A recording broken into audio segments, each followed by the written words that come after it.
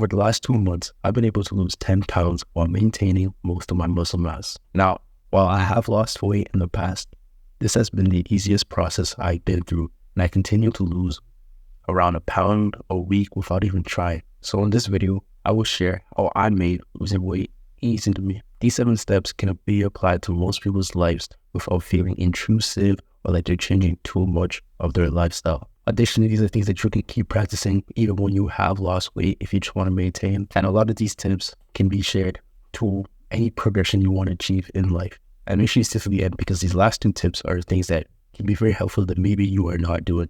So the first thing I did when I decided I wanted to lose weight was take the time to understand the process. Now, as I said before, I've lost weight before, but it's still a goal of mine to lose more, and it's still a goal of mine to make sure that when I lose it this time, I truly just maintain. Because I've been at a lighter point. With COVID, I increased my weight to a crazy amount, and I never want to do that again.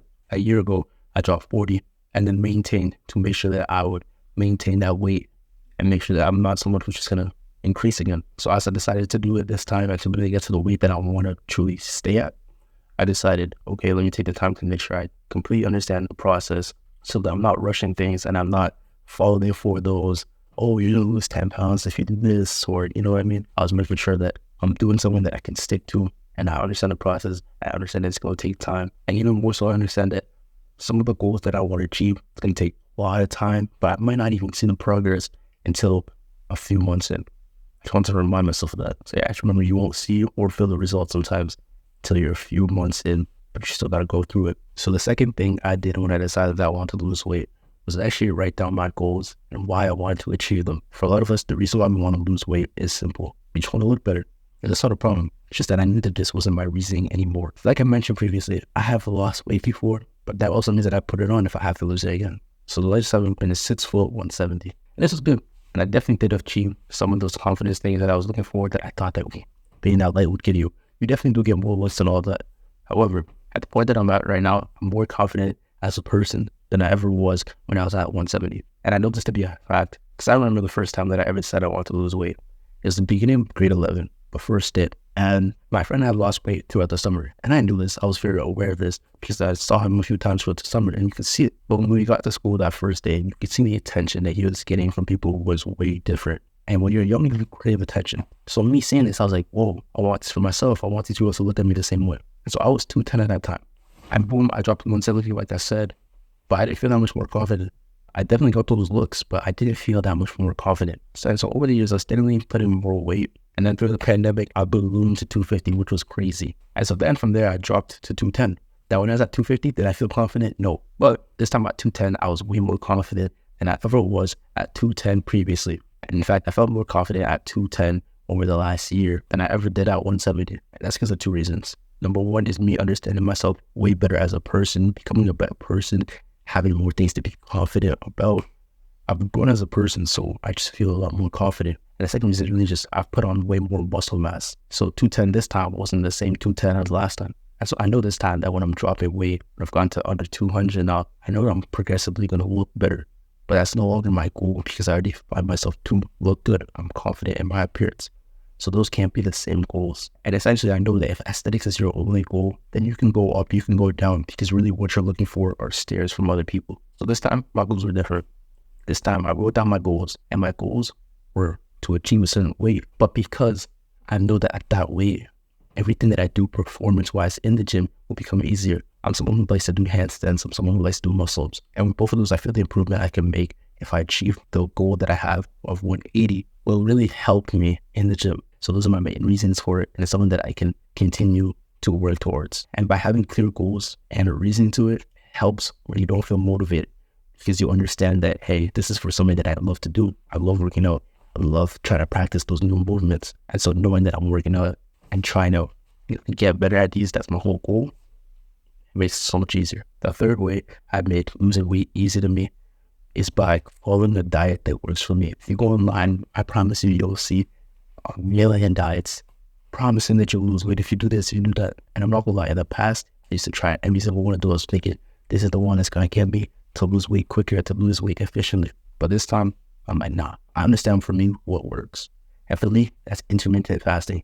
So to be honest with you, I don't eat my first meal until around like 4 or 5. Some days later because I'm busy or whatever. And what I try to do, especially on days where I don't have school, is to work out beforehand and then eat afterwards. Additionally, I try to get my last meal in before 9 p.m. So try not to snack or whatever. The reason why this works for me is because I don't tend to get hungry early in the day. However, if I eat early in the day, then I get hungry at night. So the reason why this really works for me is because I can eat later in the day, get a smaller meal in around 4 or 5, and then eat a nice meal around like 7. When I do this, obviously that last meal is going to fill me up, but I also give myself the time to scroll throughout my day, not really feel hungry, and I'm chilling. Another reason why intermittent fasting is so helpful to me is that I pretty much eat what I want. And because I'm eating whole meals, I'm not craving sugars, but I'm still feeling like I'm eating what I want.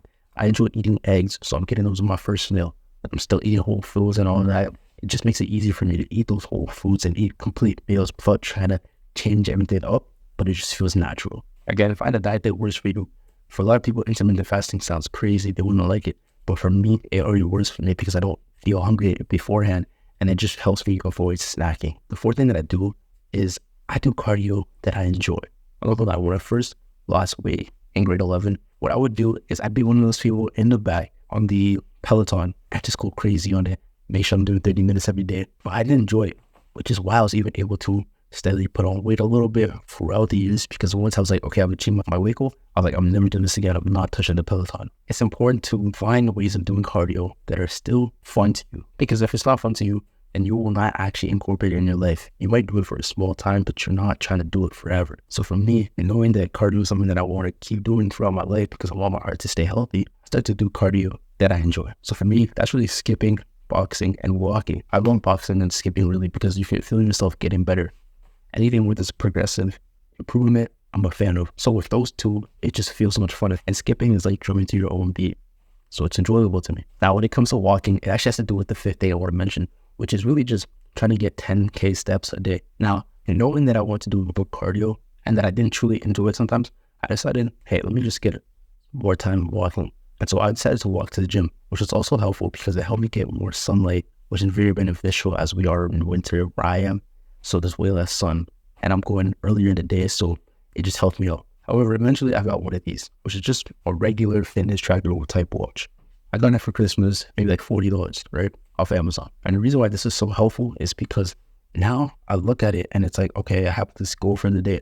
Today it was doing stuff, so I haven't even gone to the gym yet. I'm about to go right after this, but I'm already at nearly 5,000 steps. And so the reason why this is very helpful is that it kind of gave me a goal every day of, okay, I want to make sure I'm at least getting those 10,000. And so whether I decide that I'm going to do cardio or I'm not, getting those 10,000 steps is easy. When it comes to cardio, though it is better to do it after your resistance training. Personally, I do it beforehand because I know that if I don't, I'm probably not going to do it sometimes. But yeah, getting those 10,000 steps is something that's become easy to me. And knowing that I'm hitting this, I feel satisfied.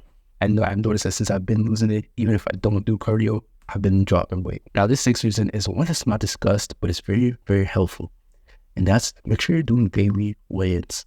I have myself this scale. It's a Fitbit scale. It's supposed to show you your BMI and all that. I don't even know how to do it. I'm not whole lot of you. But more importantly than anything, it shows me my weight. I do this every morning before I ate anything. That was consistent, but it's really just helpful to me because I can see, am I making progress? Am I not? This really does help me keep myself accountable because I can know what I was at the day before and what I'm at today. And I know, okay, yeah, I ate too much the day before. Shouldn't have done that. And this is really helpful because obviously you're going to have days where even if I'm trying to not snack, I'm going to snack. You know what I mean? So by keeping yourself accountable, by looking at that, you want to see progress. And when you do see progress, you feel great. For example, when you get from 210 to right under 205, that's going to feel amazing. Same thing as under 200. Essentially, because you're looking at it so often, it becomes a challenge to you. You want to make sure that that next day you are seeing progress.